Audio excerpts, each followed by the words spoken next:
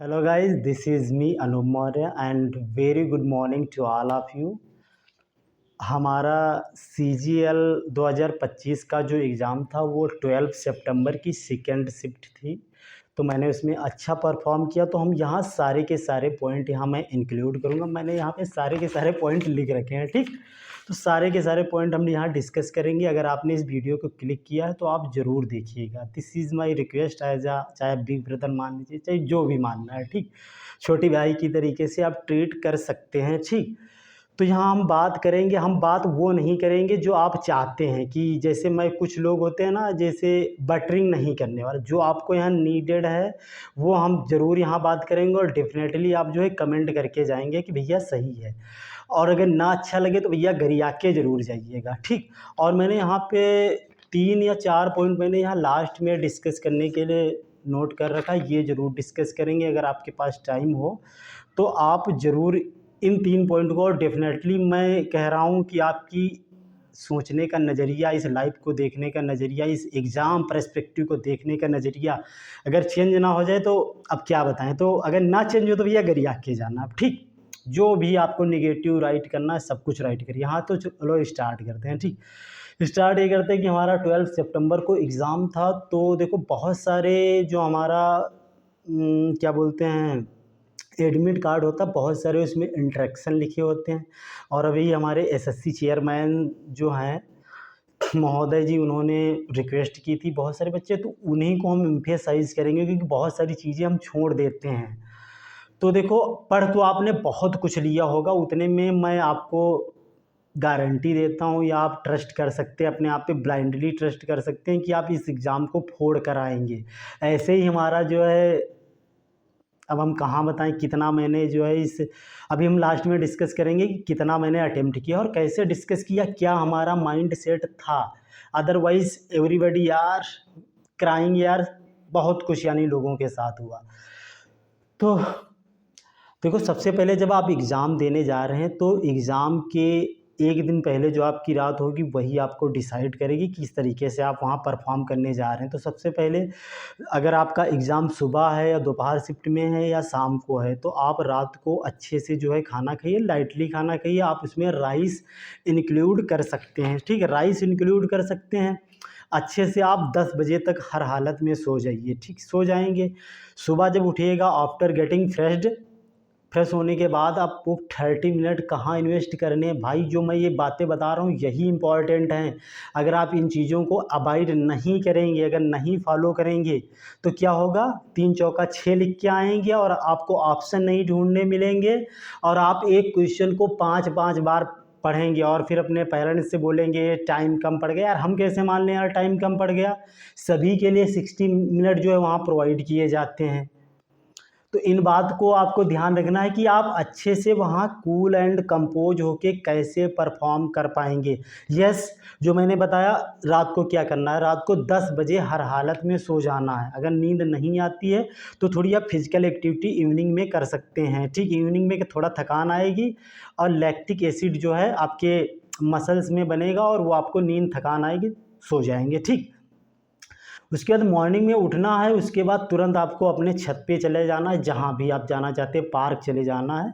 और 30 मिनट आपको क्या करना है, पहले नंबर पे आपको बॉडी स्ट्रेच करना है। बॉडी स्ट्रेच करने के बाद कम से कम ब्रीदिंग आपको 20 मिनट तक करना है। उसके बाद आपको योगा कम से कम 10 मिनट करना है, 30 मिनट ये करना है। ये मैंने सारा का सारा परफॉर्म किया। आफ्टर दैट, हाँ, रात को लेकिन आपकी नींद खुलेगी। उन नींद जब आपकी खुले रात को, एग्ज़ाम के पहले सभी को स्ट्रेस होता है, लेकिन उस स्ट्रेस को कैसे अपने आप पे हावी नहीं होने देना है।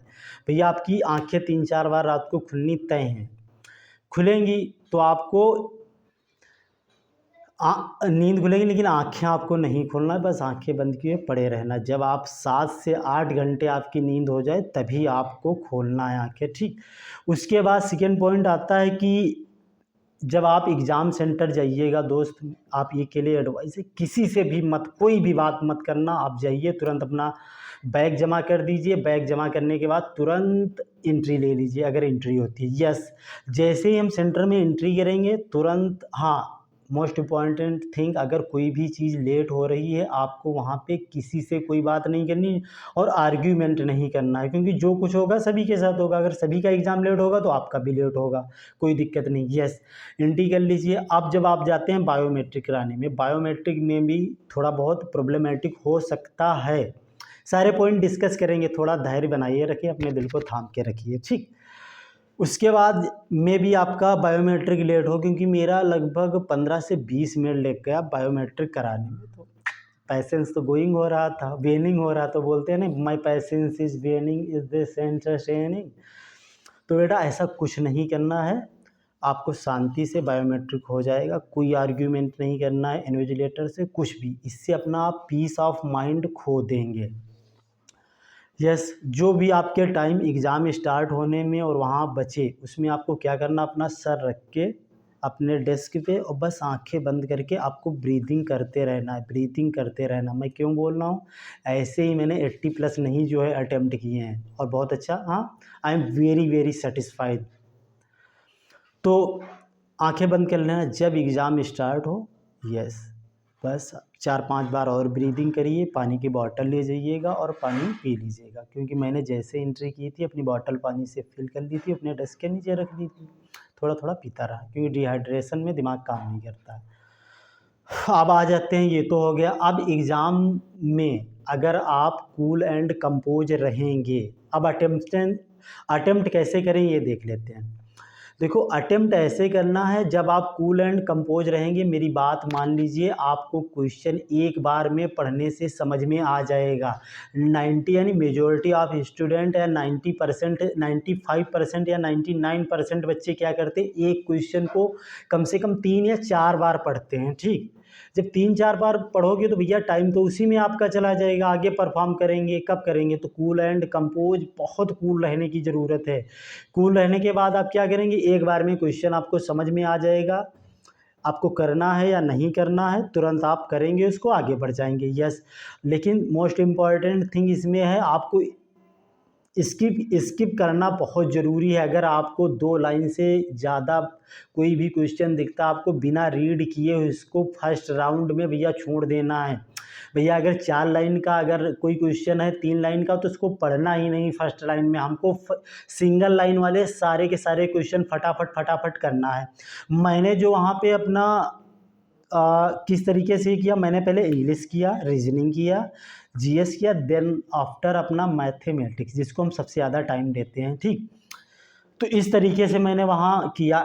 यस, लेकिन मैथ में आप टाइम कैसे बचा पाएंगे, मैथमेटिक्स में मैंने बताया, कोई भी इवन 100 क्वेश्चन में अगर आपका कोई भी 2 लाइन से ज़्यादा क्वेश्चन है, पहले राउंड में आपको रीड भी नहीं करना, फर्स्ट वर्ड भी नहीं देखना, बस तुरंत सेव एंड नेक्स्ट आगे क्वेश्चन करना, तभी आप जो 100 क्वेश्चन तक पहुंच पाएंगे। मैं ये बात बता रहा हूँ, हमारा दोस्त साथ पेपर देने गया था, तो वो कह रहा था, यार मेरे साथ क्या हुआ, 1-2 क्वेश्चन में मैं फंस गया, इस वजह से उसके कुछ कम अटेम्प्ट रह पाए, ठीक।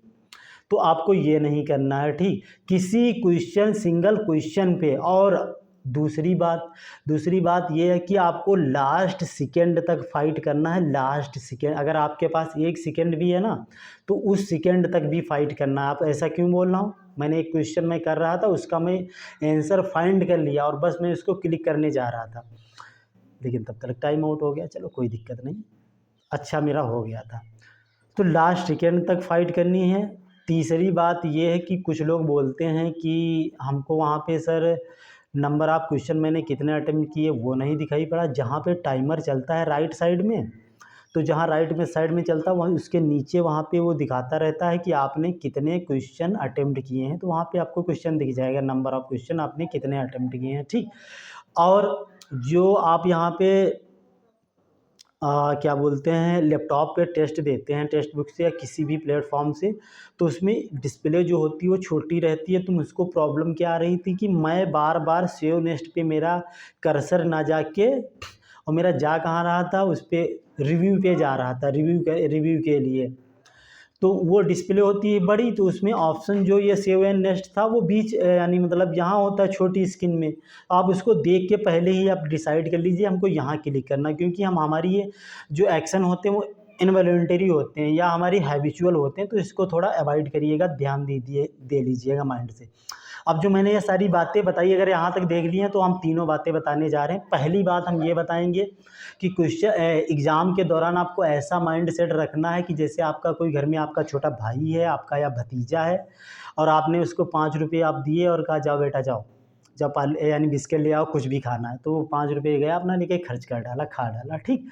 तो उसके बाद आपसे आता है, चाचू चाचू आप बताइए, हमने तो वो रुपये जो है खर्च कर डाले, सपोज दैट सभी, अब हमारे पास कितने रुपये बचेंगे?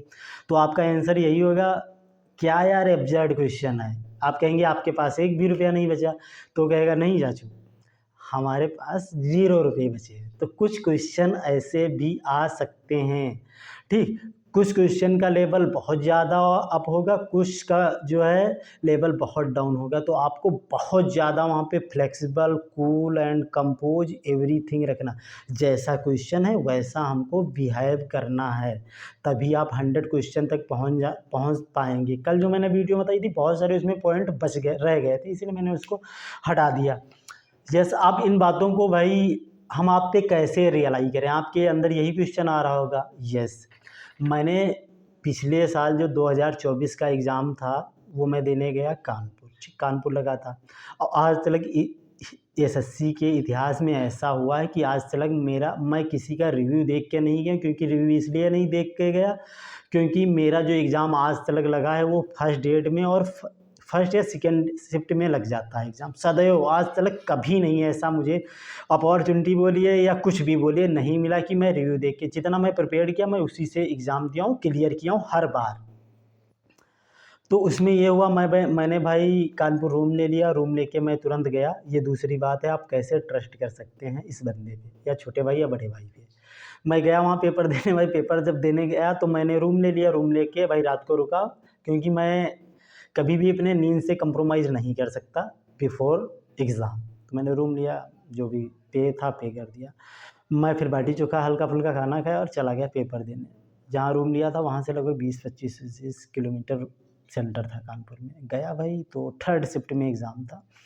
वहाँ एक मंदिर था, तो मैं मंदिर पे जो अपना चद्दर बिछा के साइड में और अपनी आंखें बंद करके हैंकी डाल के बस, हमने कहा 20-25 मिनट या 30 मिनट तक अपना रेस्ट कर लेते हैं, किसी से बात नहीं करना, कोई बात नहीं करना। तो मैंने कोई बात नहीं की। जब बात नहीं की तो भाई मैंने अलार्म लगा रखा था, यानी मतलब आधा घंटे पहले एंट्री की, जब एंट्री स्टार्ट होगी। मैं बहुत ज़्यादा जल्दी एंट्री नहीं करता हूँ। तो मैं उठा तुरंत, मैं चाय गया पीने, और चाय जब मैं पीने गया तो भाई वहाँ पे मैं पानी पीना भूल गया।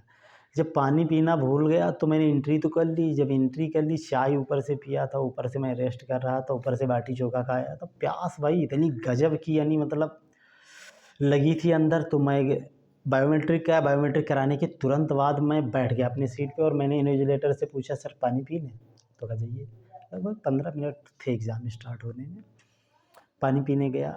अब मेरा जो सीट था वो वैकेंट हो गया, मैं उठ गया। तो जो वहाँ का हेड इन्विजिलेटर था वो तुरंत मेरा नाम पुकार के इतनी तेज़ बोलता है कि बहुत जो है कि जल्दी सीट पे बैठो आके। मैं कहा सर पानी पीना? नहीं नहीं पानी नहीं पीना।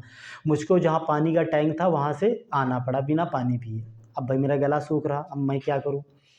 बस 10 मिनट बचे एग्ज़ाम स्टार्ट होने में। वहाँ जो सिस्टर लोग थीं, तो मैं उनसे रिक्वेस्ट करता हूँ, जो लोग इन्विजिलेटर को, उनको जो स्टाफ को चाय और पानी देती, मैंने कहा सिस्टर मुझे प्यास बहुत लगी, मेरा गला सूख रहा है।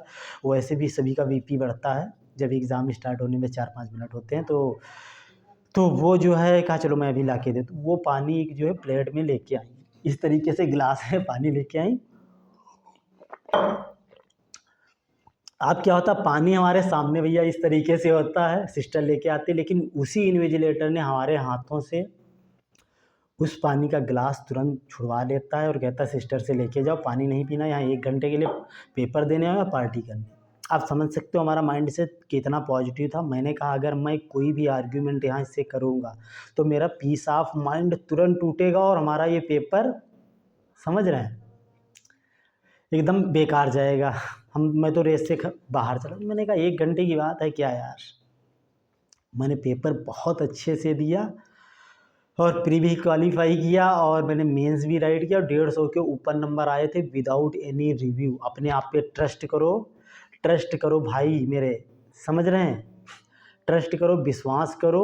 और पेपर देने जाओ आप फोड़ के आओगे। समझ रहे हो ये एसएससी क्या होता है यार। आप में इतनी दम है, ट्रस्ट करिए।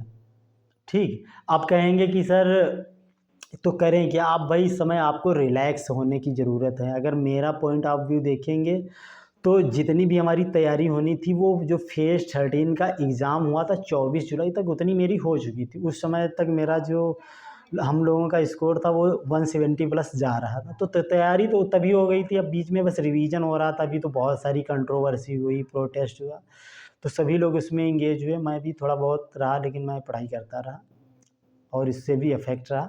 तो जाइए पेपर देने, आप फोड़ के आएंगे 100%। तो please subscribe and please comment ज़रूर करके जाइएगा, चाहे निगेटिव करिए चाहे पॉजिटिव करिए। ठीक, थैंक यू। मिलता हूँ नेक्स्ट वीडियो में।